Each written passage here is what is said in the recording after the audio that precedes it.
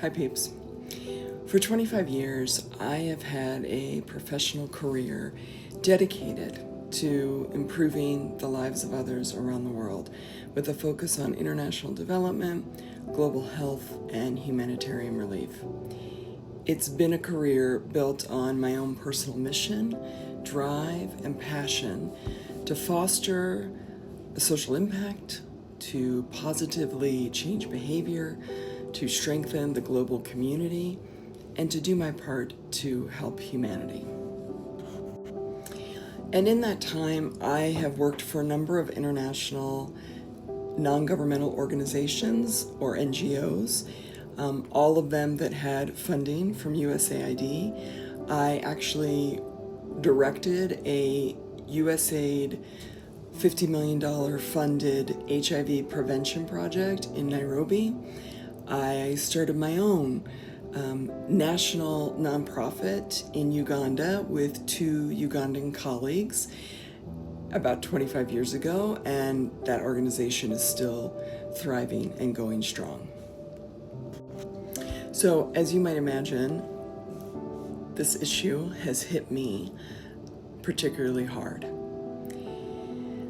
The 2024 budget for USAID was $44 billion, and that comes to 0.6% of the United States government budget of $6.75 trillion.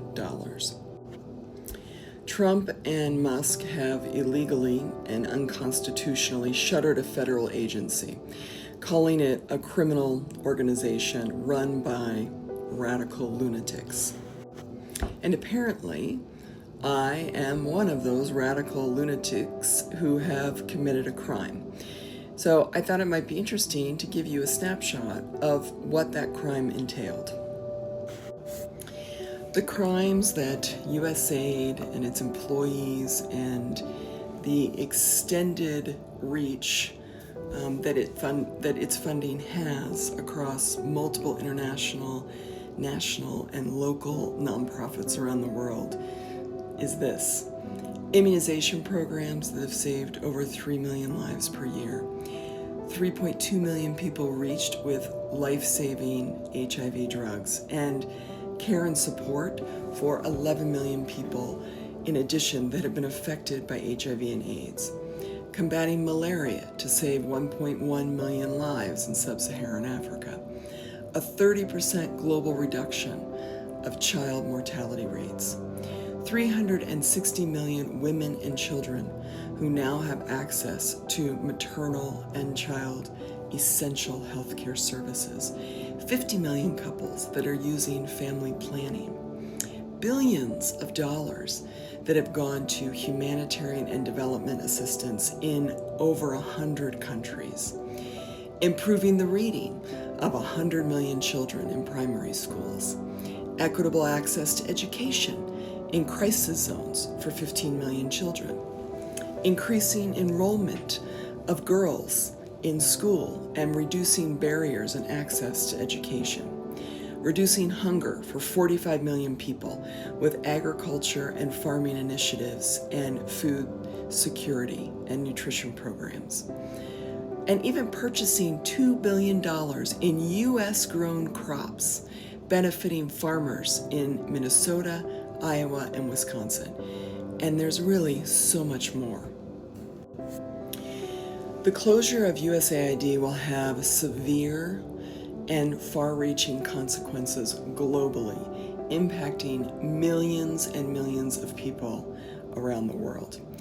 Rising malnutrition, loss of early warning systems, huge economic losses, unfathomable loss of human life due to disease, pandemics, lack of access to critical health services, and so much more. And for the United States, disruption of supply chains, increased political instability, increased food insecurity within our own country, increased threats of terrorism. There's going to be a power vacuum, essentially turning our global soft power over to China, altering geopolitical dynamics, and significant loss of expertise. And again, so much more. And I think for me personally, The destruction of USAID and the dismantling of foreign aid has destroyed my professional industry, has eviscerated the lives of my dedicated and skilled colleagues from the nonprofit sector, both foreign and domestic, Americans, but also so many foreign nationals, and all people that are deeply, deeply committed to making life better for our global humanity and willing to risk their lives to do that. And also, it's the elimination of hundreds of thousands of jobs and consulting opportunities, as well as being struck at the heart of a, mission-driven, passion that I have really been so honored to be a part of and contribute to over the last 25 years. And that's doing a lot of good for a lot of people. And you don't have to take my word for it. Look it up. I know the Usaid website is down, but there's plenty of other people who can attest to the impact of this federal agency since it was started by John F. Kennedy in 1961. This is an opinion piece that came out February 5th in the New York Times. It's really talking about what's happening, that you have some of the world's richest men attacking the world's poorest children.